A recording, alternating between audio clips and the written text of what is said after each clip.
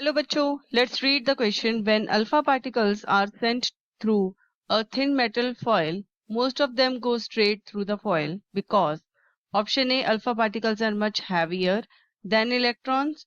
Option B, alpha particles are positively charged. Option C, most of the part of the atom is empty space. Option D, alpha particles move with heavy velocity. Now, first of all, we will discuss about what is the की concept of this question. तो इस question में we will discuss about the Rutherford's alpha particles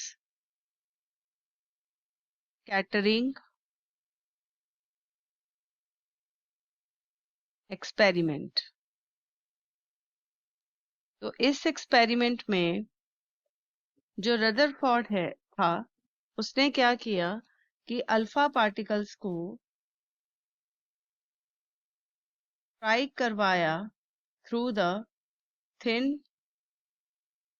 gold foil के साथ, और उसके बाद उसने ये देखा कि जो अल्फा पार्टिकल्स हैं उनकी जो मूवमेंट है जब वो thin fold thin gold foil के जो एटम्स हैं उनके साथ जब टकराती हैं तो उनमें किस तरह की ऑब्जर्वेशंस आती हैं, मतलब वो अल्फा पार्टिकल्स किस तरह से मूवमेंट शो करती हैं।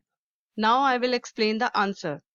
तो सबसे पहले हम एक्सपेरिमेंट के डायग्राम से शो करेंगे। तो these are the alpha particles.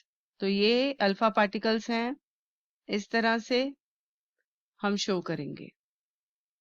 उसके बाद यहाँ हम शो करेंगे गोल्ड फॉयल के जो एटम्स हैं।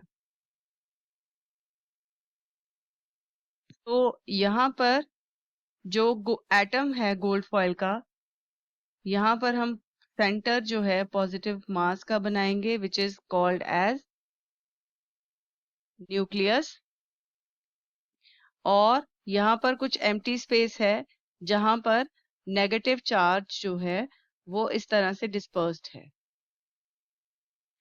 तो अब उसने क्या देखा कि कुछ जो अल्फा पार्टिकल्स हैं they when got near to the centre of the new atom जहां पर न्यूक्लियस पॉजिटिव चार्ज है, तो यहाँ से उसने क्या देखा, कुछ डिफ्लेक्शंस देखी। और कुछ जो है alpha particles they passed straight, और यहां से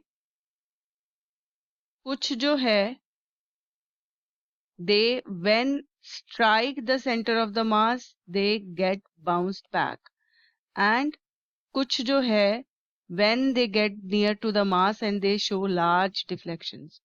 तो यहाँ पर हम बताएंगे कुछ जो अल्फा पार्टिकल्स हैं दे show small deflections, these are the alpha particles, और कुछ जो है वो सीधी निकल जाती हैं एटम्स में से, कुछ जो है बाउंस बैक कर गई, वो पास ही नहीं हुई, और कुछ जो अल्फा पार्टिकल्स ने लार्ज डिफ्लेक्शंस शो करी। तो यहाँ पर बेस्ड अपॉन दीज ऑब्जर्वेशंस जो तो डिफ्लेक्शंस शो कर रहे थे अल्फा पार्टिकल्स और जो बाउंस बैक करे, इसका मतलब ये है कि जो एटम्स है इन एटम्स में एक स्मॉल डेंस पॉजिटिव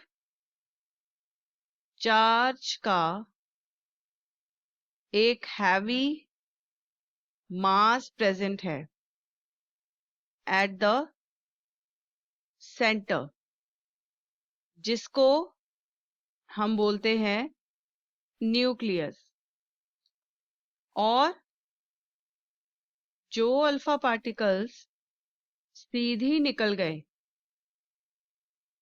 इसका मतलब क्या है कि एटम में मोस्ट पार्ट जो है वो क्या है, एम्प्टी है। तो सेंटर में क्या प्रेजेंट है, न्यूक्लियस, और उसके आसपास क्या है, एम्प्टी स्पेस है, जहां पर जो है इलेक्ट्रॉन्स ऑक्यूपाइड हैं। तो दैट मीन्स इस ऑब्जर्वेशन से हम ये कह सकते हैं कि option number C is the correct answer. I hope you have understood this answer very well. Thanks for watching.